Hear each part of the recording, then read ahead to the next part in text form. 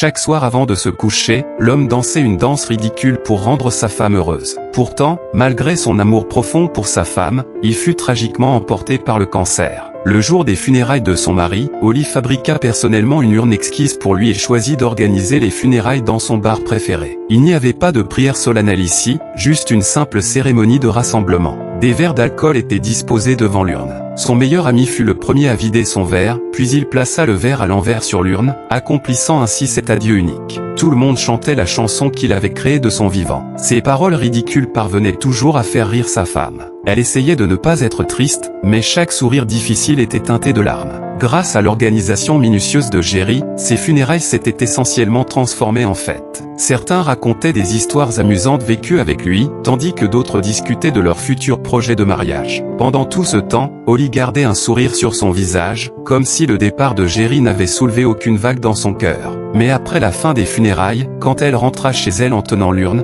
elle fut instantanément stupéfaite. L'appartement qu'elle avait tant de fois critiqué comme étant exigu lui sembla soudain étrangement spacieux. Plus d'agitation quotidienne, plus de ces douces paroles d'affection. Elle ne pouvait que déposer son bien-aimé endormi pour l'éternité et composer sa messagerie vocale encore et encore. Hey, it's Jerry, that is Scary Limo. Leave a message.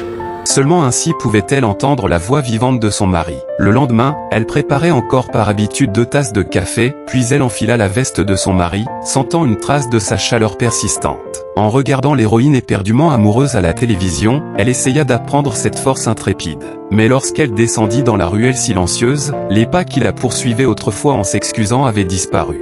Jerry, get the light.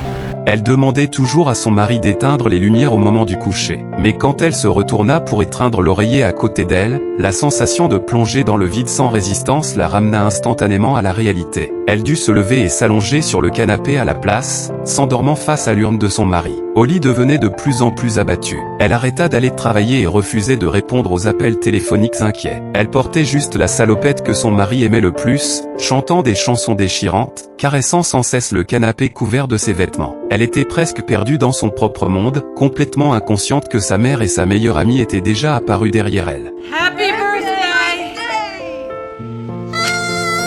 Il se trouvait que c'était le 30e anniversaire de Holly. Son visage était à nouveau rempli de mélancolie, parce que son mari avait promis de célébrer ce jour correctement avec elle. Malheureusement, cette promesse s'était transformée en regret. Mais juste à ce moment-là, sa sœur dit que quelqu'un avait livré un colis, alors qu'elle n'avait clairement rien acheté depuis des lustres. Alors que tout le monde regardait, perplexe, ils ouvrirent le colis pour découvrir que c'était un gâteau, avec le nom de son mari dessus. Holly pensait que c'était une surprise de sa mère et de sa meilleure amie, mais tout le monde le nia. Ensuite, son ami découvrit un dictaphone à l'intérieur du gâteau. Sous le regard étonné de tous, Holly appuya sur le bouton, perplexe.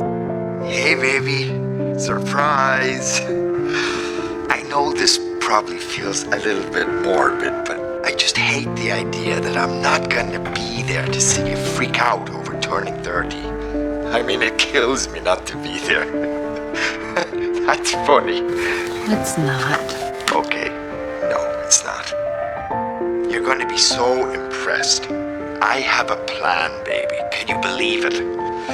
I've written you letters.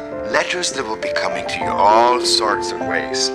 Now, I thought I'd wait until your birthday because I figured you weren't even stepping out of the house for a while. Letter number 1 will be arriving tomorrow. Now, you must do what I say, okay? Okay? So, for starters, I want you to get dolled up and just go out and celebrate tonight. Denise, make a plan. I'm on it. I'll help. Cela lui brisa le cœur de savoir que son mari s'était encore inquiété de son bien-être, même sur son lit de mort. Après un moment de chagrin, Holly suivit tout de même les dernières volontés de son mari, enfila une belle tenue et sortit avec sa meilleure amie pour célébrer. Mais l'atmosphère énergique ne rendit pas Holly heureuse. Seul ce coin vide pouvait refléter son humeur solitaire actuelle. Ce ne fut qu'après que l'alcool eut engourdi ses terminaisons nerveuses qu'elle fut doucement ramenée à la maison par sa famille. Elle n'avait pas dormi aussi profondément depuis longtemps, à tel point qu'elle oublia qu'elle était censée récupérer la première lettre de son mari ce matin. Ce ne fut que lorsque sa meilleure amie l'appela pour lui rappeler qu'elle descendit les escaliers en courant. Effectivement, il y avait une lettre que son mari avait préparée dans la boîte aux lettres. Mais quand elle l'ouvrit, pleine d'anticipation, elle constata qu'elle ne contenait aucune douce parole sincère de son mari. Elle lui ordonnait simplement d'acheter une lampe et une robe élégante, lui disant qu'elle en aurait besoin quand la lettre suivante arriverait.